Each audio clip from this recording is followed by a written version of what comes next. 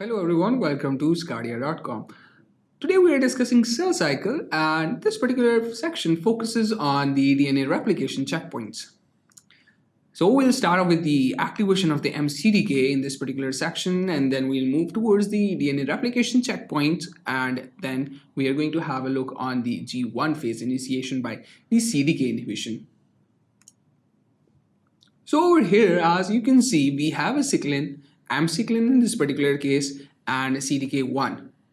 So amcyclin is going to bind with this particular CDK molecule in this particular portion, and this would be in the form of an inactive mCDK because there was some sort of displacement from the T loop, which was basically hiding the catalytic site, but because it's not, that particular portion was not being phosphorylated in this particular case, so there was no active form of mCDK cyclin, no complex molecule at this particular state.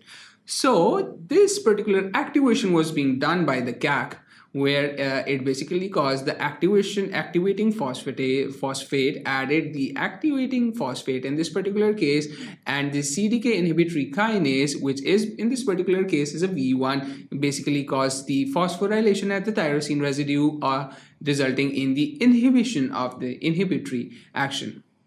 So what happens in this particular case, if there is a requirement for the mCDK in this particular stage, so what happens is they are going to, this particular inhibitory phosphate that is present at the tyrosine residue is being chopped off, is being removed from the CTC25, and CTC25 is basically a phosphatase, and it functions to remove the phosphate from the active portion, in this particular case remove the phosphate from the, and that particular phosphate would be inhibitory phosphate that was being added by the V1.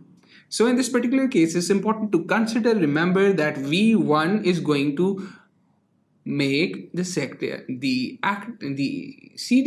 mCDK cyclin complex in the inactive form, while CTC25, after being activated, after being phosphorylated, they are going to make that particular inactive form available in the form of an active form.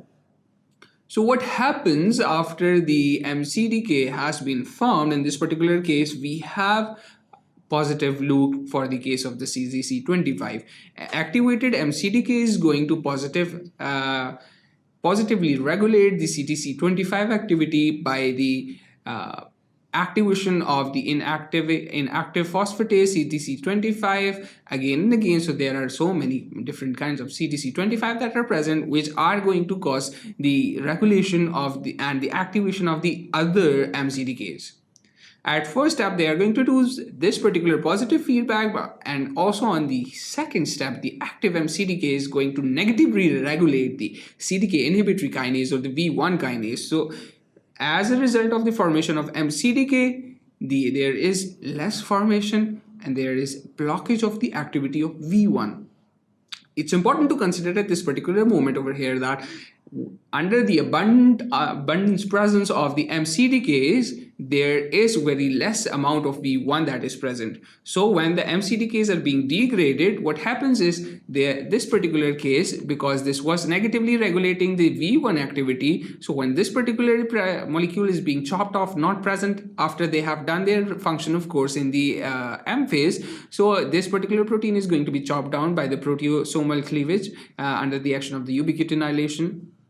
So there would be the inhibitory signal that was being given to the V1 won't be given in this particular case, and hence the V1 protein is going to be upregulated, and there would be abundant amount of protein that is present in this particular case, and V1 again would then cause the CDK1 to be present in its inactive form.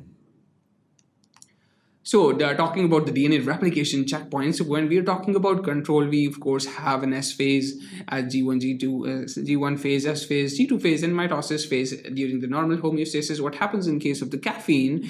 Of course, the caffeine, when being administered in the surroundings of the cell, it does not alter the normal mitosis.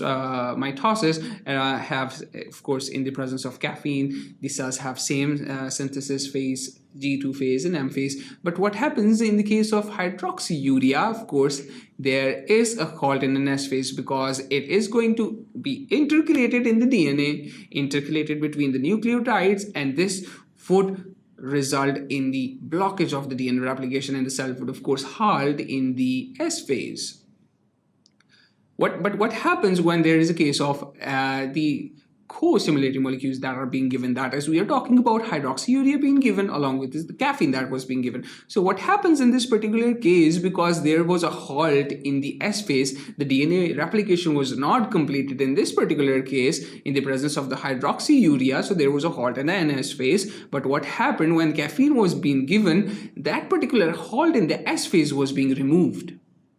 The caffeine basically resulted in the transition from the S phase to the mitosis phase. But what happened is, because the S phase, in the S phase, the DNA replication was not completed, so the DNA won't be present in its active form. There would be the insufficient DNA that is being present. So as soon as the cells are being formed, because they don't have the normal DNA, there would be initiation of the suicidal mitosis through the programmed cell death apoptosis by the upregulation of the p53 proteins.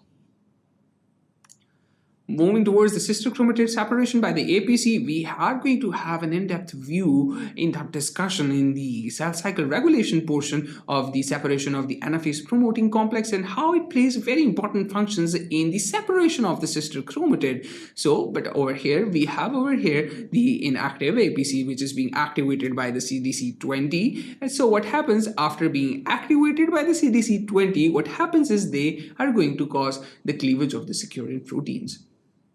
These securin proteins, after being cleaved, they are being cleaved after they are being tagged with the ubiquitin, and then this would be result in the degradation of the securin at this particular level. And this because the securin was negatively regulating the separase and rendering the separase inactive. So when this particular blocker of the separase is not present, so separase would be present in its independent, in its active form, and it functions to cleave down the cohesion molecules, the cohesion proteins that basically serves as a bridge between the two sister chromatids as shown in these maroon lines. So what happens? The active separase is going to chop down the cleaved dissociated cohesion molecules as shown over here.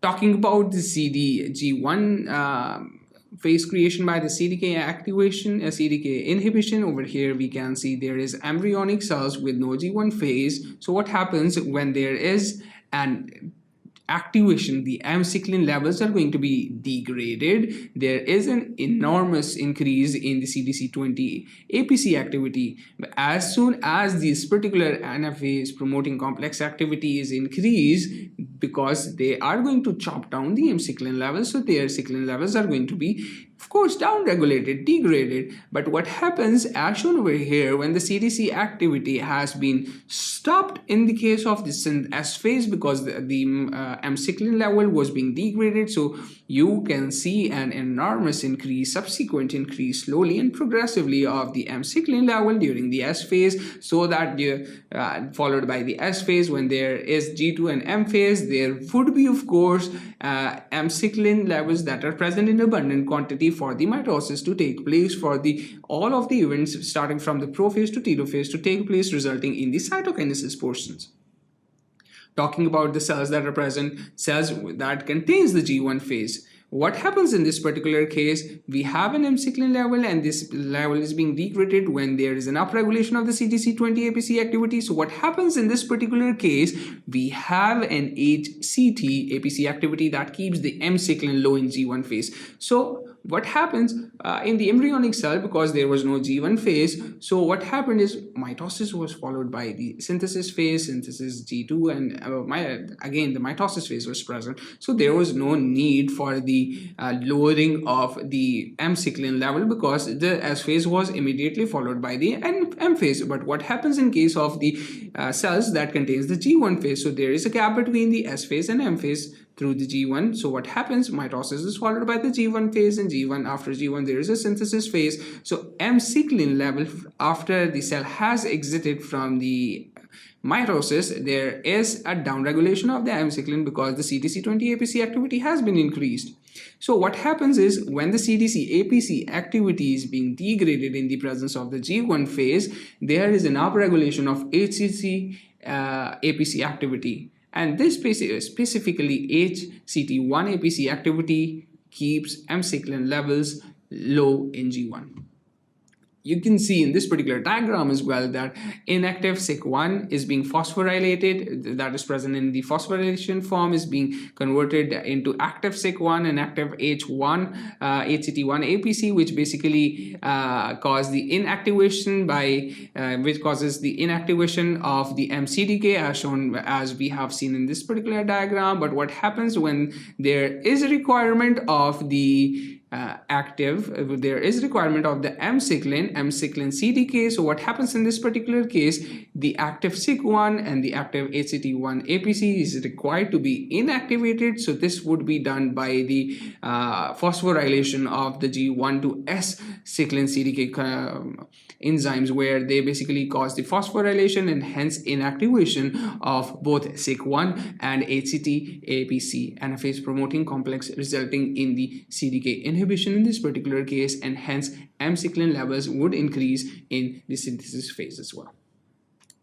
So in this particular section, we started off with the discussion of the activation of MCDKs. We moved towards the DNA replication checkpoints, and then we saw what are the different phases that plays an important functions in the G phase initiation, and that is done by the CDK inhibition. So that was all for this particular section. Thank you for watching sqadia.com. I'll see you in the last section.